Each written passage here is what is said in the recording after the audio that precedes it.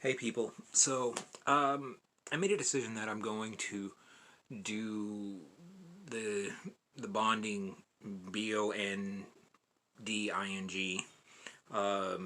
It's from Netflix.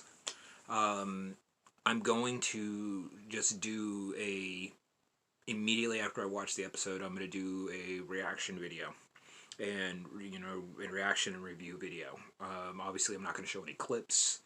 Um, I'm not going to do anything, it's just going to be me talking here. So if you want to, enjoy my reactions, go watch it. So I just finished episode 1. Started it a couple days ago. And the first couple minutes just didn't grab me. Um, but went back to the episode, as the episode went on, it kept grabbing me more and more and more. So by the end of the first episode, and keep in mind these episodes are only like 18 minutes long, um, I was like, yeah, I want more of this. It was really good. Um, and especially for somebody like me. This is, obviously I'm coming from a different worldview than most people, because of who I am and what I am. But this is a story about a college student who is a dominatrix. And yeah, and her friend, who happens to be gay, who is struggling financially, and she wants to bring him in as an assistant. And he knows nothing about the kink community, nothing about the kink lifestyle. So he's just thrust into this community. And at first he was like, nope, nope, I don't want to do this. Then he gets to a point where he wants to be a comedian, but he doesn't have the confidence to do it. I think I kind of see where the storyline is going with that. That being part of this community is going to give him the confidence to be able to go out and do the thing that he wants to do. And I think if that's the direction they're going, I'm very happy with it.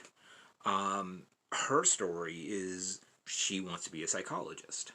And I gotta say that, yeah, there's a lot of people in the community that, I've known many people in this community who are professional psychologists who happen to be part of the community.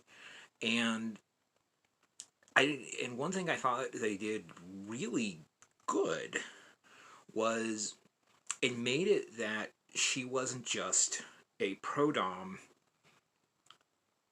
in her work, but not part of the community in real life, not part of her daily existence.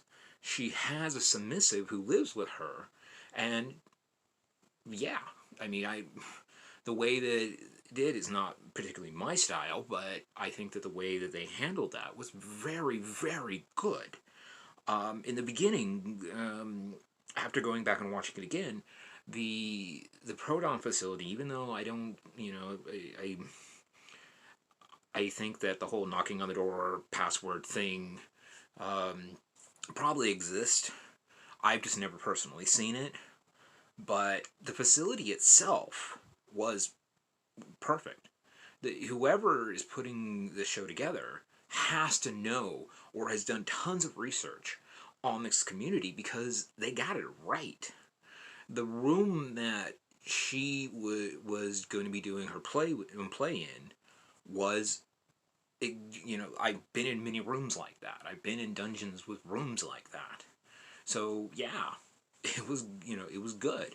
And when eventually the kid doesn't want to do it, realizes that his job working in a diner isn't paying the bills, so he takes her offer to be part of a scene. It just happens to be a kidnapping scene, and it's not like I've been around and not personally done a kidnapping scene, but I've been around them and I've known many people who have done them, and yeah, it was pretty much dead on the money. Totally, consensual, blah, blah, blah. Telling the submissive, flat out lies to make the thing seem more real, and so on and so on. And they get through a thing where this, apparently this is not the first time this guy has been submissive to this particular dom. And one of his things is he says the names of the Flintstones characters, all except for Barney Rubble, because that's his safe word. That was perfect. The fact that there was a second in the room and she got distracted was kind of bothering to me a little bit, but also completely understandable. She's trying to teach the new guy how to do, to be comfortable and to be able to do this. And then all of a sudden he has to read out because she had something around his throat and somehow he got loose off the table, which that's just being a bad dom in my opinion. And he winds up slightly choking himself, so he winds up using the safe word. He hears it, she doesn't. He says something, they run over and they start to take care of him.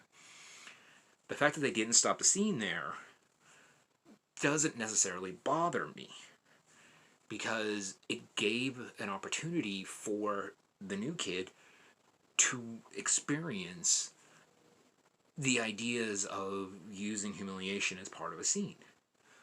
This was perfect. It was great. I think it worked great. I'm enjoying it. I'm laughing. I mean, I'm laughing at things that most other people would never get. There was things in there that unless you're part of this community and you've been around it a while, you would just never get. It was perfect. So yeah, that was episode 1. I'm gonna watch episode 2 right now. So I'm going to, as soon as I'm done with that, I'm gonna post another video, and I'm just gonna keep doing it until I get bored. But that's kind of it for now. Be well and safe.